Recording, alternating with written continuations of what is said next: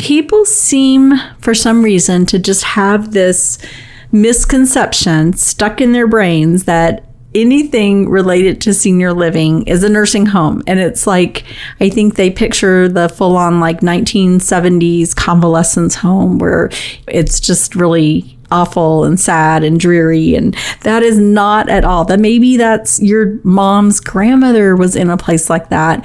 But there are so many options, and senior living has come such a long ways. Welcome to Aging in Style with me, Lori Williams. I'm an optimist by nature, and I believe you can follow your dreams at any age. My grandmother's journey with dementia ignited a passion in me to work with seniors. I've spent the past 13 years learning about seniors and aging. In my mid-50s, I followed my own dream and founded my company, where I use my expertise to help seniors locate housing and resources. On this podcast, we cover all aspects of aging.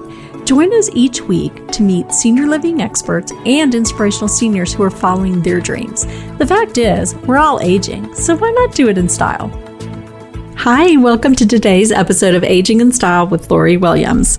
Okay, so many times we talk about senior living and we talk about how confusing it can be, how stressful, how there's so many options out there, and it's, easy to kind of lose your way as you're searching for the right type of senior housing or senior resources.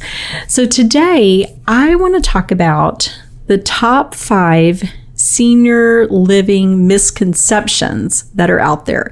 And these are ones that I hear, probably every day or every other day. So I think it's really important to get this message out. And I don't think I've probably said it, on some of our other episodes, but I don't think I can say it too often because it still keeps coming up. So that's what we're going to do today. We're going to cover the 5 most asked questions that I think cause the most confusion or fear for people. And then, once we get through this, hopefully you'll feel a little more educated about this. So, all right, here we go. The number one, actually, these are in no specific order, but I'm just going to say the first one we're going to start with would be, I can't move my mom to a nursing home. I promised Dad he would never go to a nursing home. Or maybe it's a senior calling themselves and saying, I am not going to a nursing home. Okay, what do you think a nursing home is? Because all senior living is not nursing home. There are so many options, but people seem, for some reason, to just have this misconception stuck in their brains that anything related to senior living is a nursing home. And it's like, I think they picture the full-on like 1970s convalescence home where, it's just really awful and sad and dreary. And that is not at all. That maybe that's your mom's grandmother was in a place like that. But there are so many options, and senior living has come such a long ways. And so very often I will get a call from someone and they'll say, it's time to move Mom to a nursing home. And I'll say, okay, what do you think a nursing home is? And what do you mean by a nursing home? And then in our conversation, we'll find out that, Mom is a active 73-year-old who just wants to be in a senior apartment. Basically, she just wants to be around other seniors and in a nice apartment. So not a nursing home, guys, not a nursing home. So I hope that helps when you think of senior living. Not everything is a nursing home. So we have senior apartments, independent living, assisted living, memory care, and care homes. And within all of those, they're all very different. There's different price ranges. Some are very fancy, some are a little bit older, some are smaller, some are huge, like resorts. So there are so many options out there. So don't limit your belief to thinking that anything senior housing related is a nursing home. So that's number 1. Number 2, and this question comes along at least a few times a week. And I feel so bad when I have to burst the bubble, but people will call me and say, okay, you know what? It's time for my mom. She needs care. She needs to move. I'm thinking maybe, assisted living or whatever it may be. And Medicare pays for that, right? Sadly, no. Medicare is your health insurance. That's the easiest way I can put it. So that's health insurance. Medicare is going to cover if you go to the doctor, your medications. It's going to cover hospitalization. It may cover some short-term rehab, some home health, but it is not going to cover where you live. It's not going to cover for you to go live in a senior apartment or an independent living or assisted living or even in a long-term nursing care or a nursing home, that dreaded word. But it is simply your health insurance. So it always makes me sad to burst their bubble because I can just like see people, I can just feel it. Like they just like deflate when I tell them, okay, Medicare is not going to cover senior living. Okay, so now that's 2 misconceptions we have addressed. Let's hit the third one. And this one just happened today. So you're in luck. I have a story for you. So I had a lady call me and she said, my mom needs assisted living. We have to move her. She has to go to assisted living. I go, okay, well, tell me what's going on. What's happening with your mom? Oh, well, she's just kind of lonely at home. She'd like to be around some other people and she really loves to play bridge. And that's it.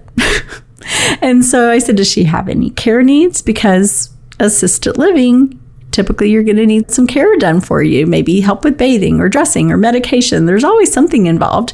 And she said, no, but I visited a local assisted living and they said she can live there for $5,000 a month. And I'm like, but she doesn't need assisted living. Do you just want to spend $5,000 a month? I was very confused. And so we talked some more. And quite honestly, what her mother needed and is what is going to be the perfect place for her is a senior apartment where she can have her own place. And it's going to cost about $1,500 a month versus $5,000 a month. She doesn't need meals. She doesn't need housekeeping. She doesn't need help bathing or dressing. There is no need for her to go to assisted living. But the assisted living, we're ready to take her, which really kind of makes me angry. I'm not going to lie. I mean, I feel like you should be honest with what people need. And sometimes people don't do their due diligence. And I've had this happen before where someone will call me and say, oh, my mom has been living in an assisted living for 5 years. She's been paying $4,000 a month or whatever it may be. Oh, she had no care needs. She was just living there to get, meals and socialization. And now she's run out of money and truly needs help. Those are the kind of stories that make me a little bit angry. I'm not going to lie, because we could have found something where she could receive the things that she needed for a lot less money and hold on to the money for when she actually needed the care. So that's why I think it's so important. One, do your due diligence. Don't go to just to one place and go, okay, I believe that this is assisted living is what she needs, and not be educated. Because in this case, the lady I talked to today, she did not need assisted living. So that is why I think it's so important to do your research. Call me. This is what my service exists for. I just don't want people making expensive mistakes or mistakes that, it's just not to put someone in the wrong place when they don't need assisted living. That is not a help. Okay, so that's number 3. Number 4, and y'all, I talk about this all the time and I still get this question. Dad is not going to be able to move because he cannot part with his little Chihuahua Rex or whatever, I can think of a name. So he cannot part with Rex, his Chihuahua. Guys, there are so many places that accept animals and even have little dog parks. I mean, people in senior living, okay, they understand how important it is. You're having your animal with you that you love, whether it's a dog or a cat. As we've talked before, that there are some restrictions on breed and size of the animal. Some places will allow you, 2 pets, or I haven't heard of many that allow 3, but, normally 1 to 2 are allowed. There are walking trails in many places. There's actual dog parks that have been built. If you're in assisted living and can't care for the pet, there are many assisted livings that for an extra fee you can add on, and they will take care of your pet for you. They will walk your little foo-foo dog or your little Chihuahua Rex or whatever. So just know that you can bring your pet. Don't let it be something that keeps you from moving forward, even though the best thing is, once you're at a point that you need the socialization, the meals, the housekeeping, if you're going to move to a place where you can thrive rather being in your home where you're not thriving and you're only staying there because of your pet, guys, you can take your pet with you. So anyhow, sorry, I got really excited about that. And then the 5th misconception or question that I get all the time, I don't know that it's actually a question. It does make me laugh because everyone is so surprised by it, the adult children, but I get this call all the time. They'll say, "Oh, Lori, my dad or my mom, they are not going to go. They say only old people live in those places. Only old people." And God love them. You know what? When I'm 90, I'm probably going to be saying the same thing, that these are just a bunch of old people.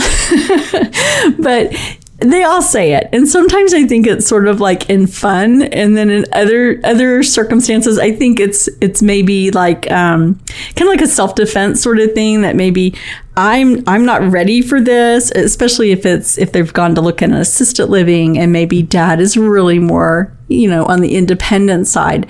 And sometimes I think it's fear. Like if you go and look at a community and and people in their 70s, 80s, 90s, sure, many are going to be using assistive devices, walkers or maybe a wheelchair or scooter, but they're staying independent because they have these devices.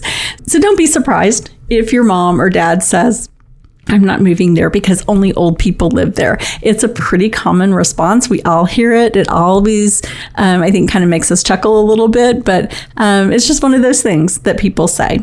But those are my top 5 senior living misconceptions. And as I said, I hear each of these probably, a couple of times a week.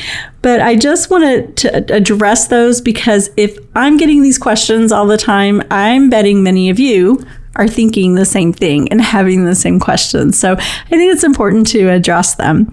If y'all have questions or something you really, really want me to talk about on the show, please send me a message. I would love to know what y'all are thinking, what things have you a little bit confused out there, and I will certainly do a show or at least direct you to some resources.